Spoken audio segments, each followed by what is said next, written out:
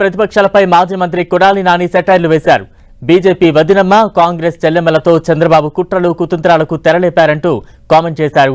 ఒంటరిగా జగన్ను ఎదుర్కోలేక చంద్రబాబు వీరందరితో కలిసి వస్తున్నారంటూ ఎద్దేవా చేశారు. హెలికాప్టర్ లేకపోతే పవన్ భీమవరం వెళ్లలేరా అని ప్రశ్నించారు. నన్ను చూసి జగన్మోహన్ రెడ్డి భయపడతాడు అంటాడు. సరే రారా బాబు అంటే పక్కన దత్తపుత్రుడు ఉన్నాడా లేడో చూసుకుంటాడు. సరే ఉన్నాడు వెళ్దాం రమ్మంటే ఈ పక్కన ఉత్తపుత్రుడు ఉన్నాడా లేడా అని మళ్ళీ ఈయన చూసుకుంటాడు. సరే ఈడుంటే వదినమ్మ బీజేపీలో ఉంది కదా, వదినమ్మ మన ఢిల్లీ వెళ్ళి వచ్చాడు, వదినమ్మ ముందు ఉండాలి. సరే వీళ్ళు ఉన్నారు సరే అంటే మళ్ళీ ఇప్పుడు కొత్తగా కాంగ్రెస్ చెల్లెమ్మని తెచ్చుకున్నాడు. ఢిల్లీ వెళ్ళి వచ్చాడు. అమిత్ షా ఏం చెప్పాడు, నువ్వు పార్టీ తీసుకుని మాకు 150 సీట్లు ఇమ్మని చెప్పినట్టున్నాడు. వాళ్ళ మబ్బులో పెడదామని వెళ్ళాడు. అంతకుముందు అంటే మా అద్వానీ గారు వాజ్పేయి గారు ఉండేవాడు. ఈయన ఏం చెబితే ఈ కథలన్నీ వినేవారు వాళ్ళిద్దరు. అమిత్ షా మోడీ వాళ్ళు ఏమంటే ఆయనేమో పవన్ కళ్యాణ్ గారు నిన్న ఎక్కడో భీమవరం అక్కడెక్కడ తిరుగుతాడు అన్నారు.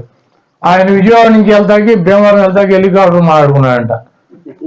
దాంట్లో ఎక్కడ స్కూల్ కాలేజీ విష్ణు కాలేజీ అని దాంట్లో బిల్డింగ్ల మధ్యలో దిగిపోతాడంట హెలికాప్టర్ వేసుకుని. ఊరు బయట ఎక్కడన్నా దిగి ఊళ్ళో ఒక రమ్మని చెప్తే కాదు నాకు ఇక్కడే కావాలి లేకపోతే నేను వెళ్ళను ఆయన మంగళగిరిలో కూర్చున్నాడు. మంగళగిరి నుంచి భీమవరం 1.5 గంటలు వెళ్ళిపోవచ్చు. హెలికాప్టర్ ల్యాండ్ అవ్వదు. ఇటువంటి కుట్రలు కుతంత్రాలు బీజేపీ వదినమ్మ, కాంగ్రెస్ చెల్లెమ్మ, ఉత్తపుత్రుడు, దత్తపుత్రుడు, ఒట్టిపోయిన గీతలాగా ఈయన అందరూ కలిసి జగన్మోహన్ రెడ్డి గారి మీద యుద్ధం చేసి ఓడించాలని చెప్పి ప్రయత్నం చేస్తున్నారు.